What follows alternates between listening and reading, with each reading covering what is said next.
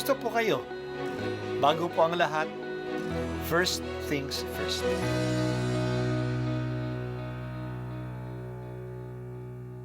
Good morning po.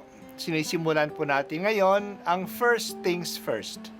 At dito po, tinatalakay natin sa unang bahagi ng umaga natin ay ang first readings na binabasa po sa banal na misa. Ito pong tinatalakay natin kasi madalas po kasi marami na tayong alam tungkol sa gospel readings. Pero konti po ang nagsasalita sa first readings. Pero ang first readings, bahagi din po yan ng Biblia, ng banal na kasulatan. Kaya susubaybayan po natin ang mga first readings, basahin po natin at kuminsan kailangan ng basahin ng 2 o 3 beses bago maintindihan kasi hindi po tayo familiar sa mga istorya at sa mga kaisipan na tinatalakay dito. Ang pagbasa mula sa ikalawang aklat ni Samuel. Noong mga araw na iyon, sinugo ng Panginoon kay David si Propeta Nathan. Pagdating doon ay sinabi niya, sa isang lungsod ay may 2 lalaki, mayaman ang isa at ang isa'y dukha. Maraming kawan at bakahan ang mayaman, samantalang ang dukha ay may isa lamang munting babaeng tupa. Inalagaan niya ito at pinalaking kasama ng kanyang mga anak. Pinapangko niya itong parang anak na babae, isinasalo sa pagkain at pag-iinom. Minsan, may manlalakbay na naging panauhin ang mayamang nabanggit.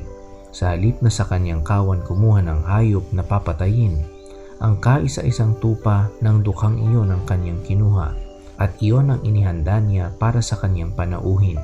Napasigaw sa galit si David, naririnig tayo ng Panginoon, ang taong iyo'y dapat na mamatay. Kailangang magbayad siya ng 4 na ibayo sa kanyang ginawa sapagkat inapi niya ang dukha. Sinabi agad ni Nathan kay David, kayo ang lalaking iyon. Ito ang sinasabi sa inyo ng Panginoon, yamang ako'y itinakwil mo at kinuha mo ang asawa ni Urias. Tandaan mong laging may mamamatay sa patalim sa iyong sambahayan. Sinabi pa rin ng Panginoon, pagkakagalitin ko ang iyong sambahayan. Sa harapan mo'y ibibigay ko sa iba ang iyong mga asawa at sisipingan sila kahit araw. Ginawa mo ito ng lihim. Hayag kitang parurusahan at makikita ng buong Israel. Sinabi ni David kay Nathan, tunay akong nagkasala sa Panginoon. Sumagot si Nathan, kung gayoy pinatatawad ka na niya at hindi ka mamamatay. Gayunman, yamang nilapastangan mo ang Panginoon, ang magiging anak mo ang mamamatay. At umuwi na si Nathan. Tulad ng sinabi ng Panginoon, ang anak ni David sa asawa ni Urias ay nagkasakit ng malubha. Dumalangin si David para gumaling ang bata. Nagdamit siya ng sako at nag-ayuno, at sa lupa na nahiga ng gabing iyon, lumapit sa kanya ang matatanda sa palasyo at hinimok siyang bumangon. Ngunit tumanggi siya, ayaw rin niyang kumain. Ang salita ng Diyos. Salamat sa Diyos. Malinis na krimen ang ginawa ni David. Pinapatay niya si Urias sa kamay ng mga kaaway sa digmaan sa Raba. Noong mamatay si Urias, kinuha niya si Bathsheba at ginawang asawa niya.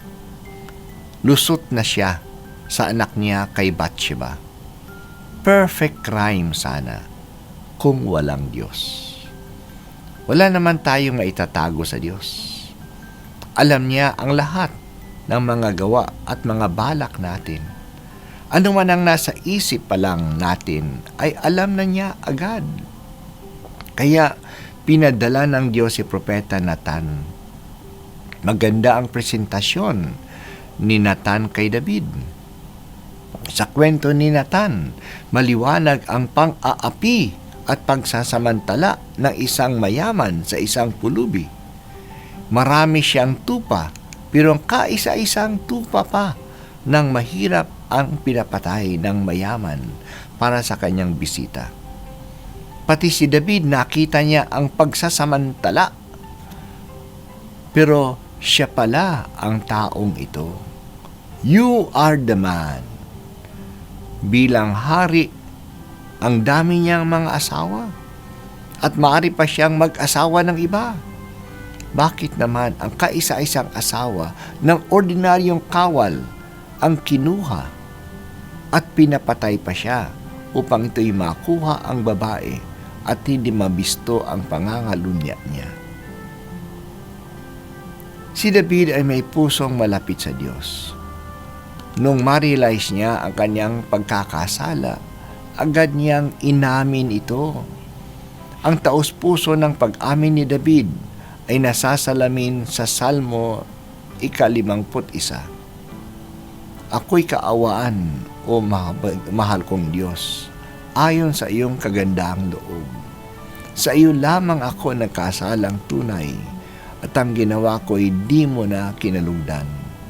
Kaya may katwiran ka na ako'y hatulan, marapat na ako'y iyong parusahan. Yan po nakasabi sa Psalm 51. Talagang makatwiran ang Diyos, kaya dumating ang parusa. Mula doon, dadating na ang tabak sa kanyang sambahayan. Susunod na ang mga kwento ng pag-aaway-away na kanyang mga anak, ang pagrebelde nila sa kanya. Ang ginawa niya na patago ay gagawin sa mga asawa niya sa hayagan. Lalapastanganan ang mga babae niya na nakikita ng lahat. Ang anak niya kay Bathsheba ay mamamatay. Kahit na anong dasal at ayuno ni David, namatay nga ang anak ni Bathsheba. Ito'y isang malaking parusa dahil para sa kanilang kultura, napakahalaga ang bawat buhay. Ang kasalanan ang talaga nakakasira ng ating buhay. Ang ganda na ng buhay sa Harden ng Eden, pero sinira ito ng unang mga tao sa kanilang pagkakasala. Ang ganda na ng simula ni Saul nung maging hari siya ng Israel.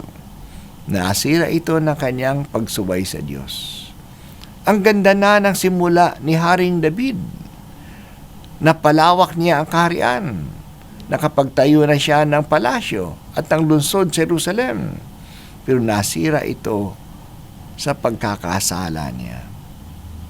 Nagsimula na ang pagkagulo ng kanyang pamilya.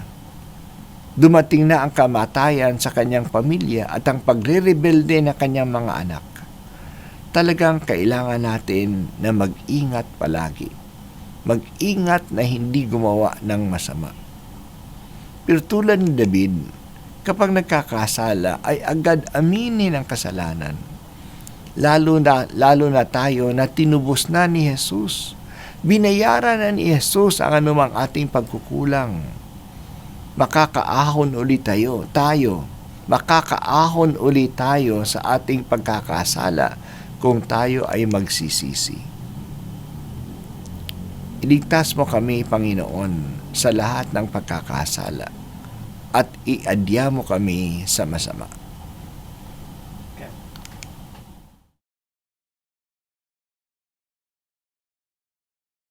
At ako po ay si Bishop Broderick Pabilio dito sa First Things First.